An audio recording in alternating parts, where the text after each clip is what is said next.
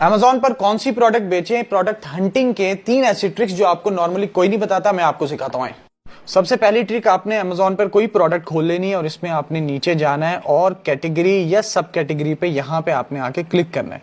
ये मैं क्लिक करता हूं, इसमें आप देखें टॉप 100 प्रोडक्ट्स इस कैटेगरी की, नंबर 1, नंबर 2, नंबर 3 सारी दिखने लगी हैं। ये टॉप सेलिंग प्रोडक्ट्स हैं, इनमें से देखें आप कौन सी प्रोडक्ट आपके क्राइटेरिया पे पूरी उतर रही है।